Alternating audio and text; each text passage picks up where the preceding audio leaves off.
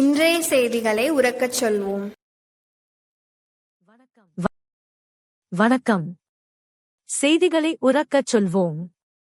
இராமநாதபுரம் நகராட்சியின் சீர்கேட்டை கண்டித்து அதிமுக சார்பில் மாபெரும் கண்டன ஆர்ப்பாட்டம். இராமநாதபுரம் நகராட்சி முன்பாக அதிமுகவின் சார்பில் மாவட்ட செயலாளர் முனியசாமி தலைமையில் சிறப்பு அழைப்பாளராக ராஜன் செல்லப்பா கலந்து கொள்ள நகர செயலாளர் பால் பாண்டியன் முன்னிலையில் மாபெரும் கண்டன ஆர்ப்பாட்டம் நடைபெற்றது.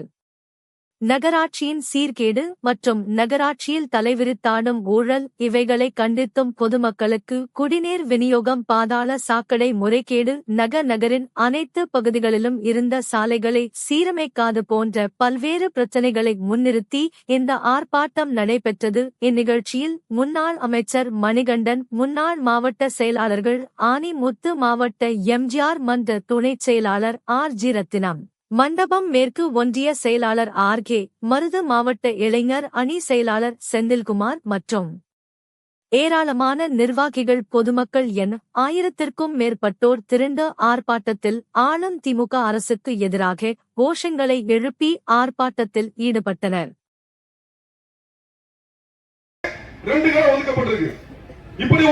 மதுரை மாநகரத்துடைய மேயராக இருந்தது பல்வேறு பணிகளை ஆற்றிய அண்ணன் ராஜன் செல்லப்பா எம்எல்ஏ அவர்களே, இந்த நிகழ்ச்சிக்கு முன்னிலை பொறுப்பேற்றிருக்கக்கூடிய தர்மத்தின் வாழ்வுதனை சூதுகவும் தர்மம் ஒன்றால் மீண்டும் வெல்லும் என்பதைப் போல புரட்சி தலைவருடைய அடமொழிக்கேற்ப இன்றைக்கு இந்த நகராட்சியில் கொள்ளையடிக்கும் கும்பலாக இன்றைக்கு குவிந்திருக்கிறார்கள்.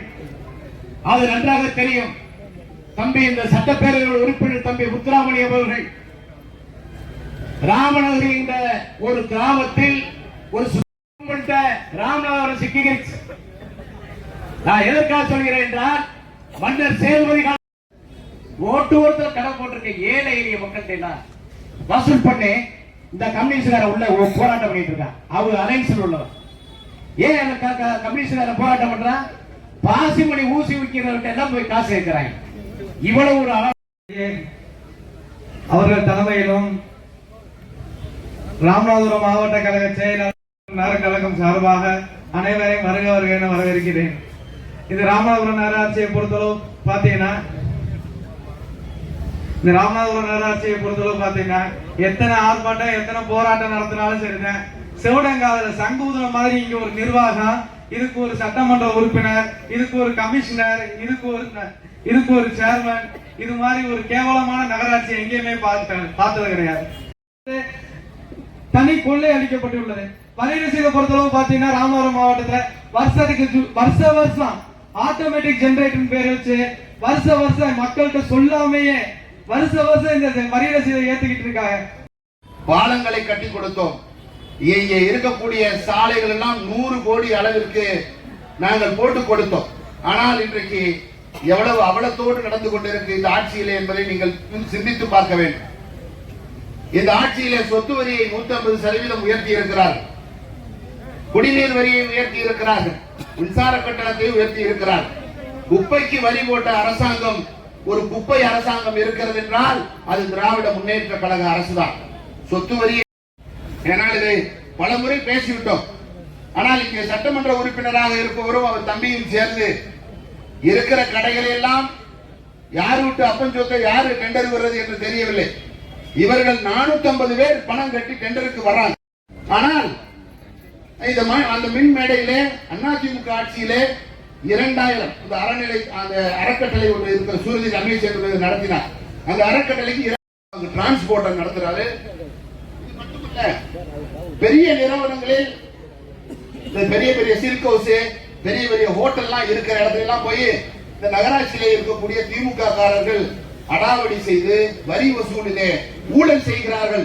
மதுரையிலே எப்படி 100 கோடி அளவிற்கு 200 கோடி அளவிற்கு ஊழல் நடந்ததோ அதே போல வரியை உயர்த்தி போட்டுவிட்டு இயேசுநாதருக்கு சிலுவையிலே அறிந்தக்கூடிய புரூட்டஸ்கள், வீரபாண்டிய கட்டபொம்மனை காட்டி கொடுத்த எட்டப்பர்கள் எல்லாம் சிலர் சொல்லுவார்கள். ஆனால் ராமநாதபுரம் சட்டமன்ற தொகுதி தான் மிகப்பெரிய வெற்றியை பெறும். நம்முடைய பிடல் காஸ்ட்ரோ சொன்னார், நீ சரியான பாதையில் செல்கிறீர் என்றால் இடைஞ்சல்களும் துரோகங்களும் தடங்கல்களும் எல்லாம் வந்து கொண்டே இருக்கும். அப்பொழுதுதான் நீ சரியான பாதையில் செல்கிறாய் என்பதை சொல்லி இருக்கிறார் பிடல் காஸ்ட்ரோ. ஆர்ப்பாட்டம் அண்ணா திமுக ஆர்ப்பாட்டம், அண்ணா திமுக ஆர்ப்பாட்டம், அண்ணா திமுக ஆர்ப்பாட்டம், போராட்டம் இது போராட்டம், போராட்டம் இது போராட்டம், மக்களுக்கான போராட்டம், மக்களுக்கான போராட்டம். ராமநாதபுரம் மாறி போச்சு, ராமநாதபுரம் மாறி போச்சு, மாறி போச்சு, மாறி போச்சு, மாறி போச்சு, மாறி போச்சு, ராமநாதபுரம் மாறி போச்சு, ராமநாதபுரம் மாறி போச்சு, நாரி போச்சு, நாரி போச்சு, நாரி போச்சு, நாரி போச்சு, ராமநாதபுரம் வயத்தில் முறைகேடு.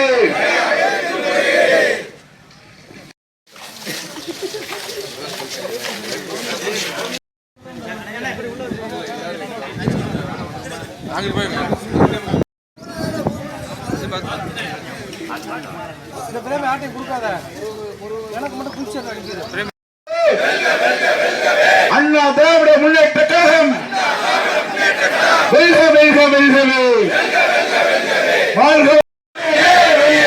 வெளியேறு வெளியேறு, நகர சபை நிர்வாகத்தை விட்டு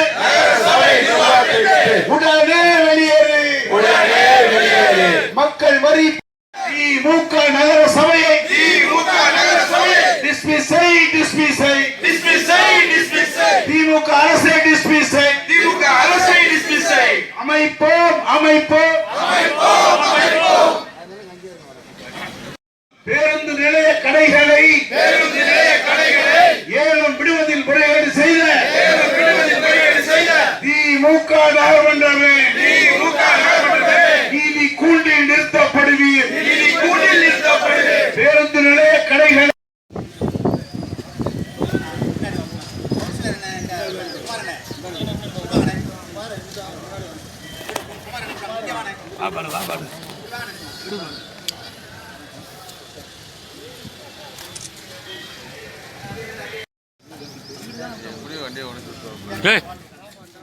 வருஷனா எந்திரிக்க உட்கார தூங்க. இவ்வளவு காலமாக இவ்வளவு பெரிய சிறப்பு மிகுந்த நகரிலே பாதாள சக்கர திட்டம் நடந்தவர்கள் என்பதை கண்டித்து நடைபெற்றாலும் இதுக்கு ஒரு தீர்வு காண்பவர்களே இந்த போராட்டம் அமைந்திருக்கிறது. ஆகவே இந்த அரசு, சீர்திருத்த அரசு, இந்த திட்டத்தை விரைவில் நிறைவேற்ற வேண்டும். ராம்நாட்டில் மட்டும்தான் இந்த நிலைமை இருக்கா? பல நகராட்சிகளில் தமிழகம் முழுவதும் இருக்கிறது. அதனால் ராமநாதபுரத்தில் கொஞ்சம் அதிகமாக இருக்குது. இது எதுவுமே நடக்காத ஒரு சூழ்நிலை, நிர்வாக சீர்கேடுள்ள சூழ்நிலை இங்கே இருக்குது.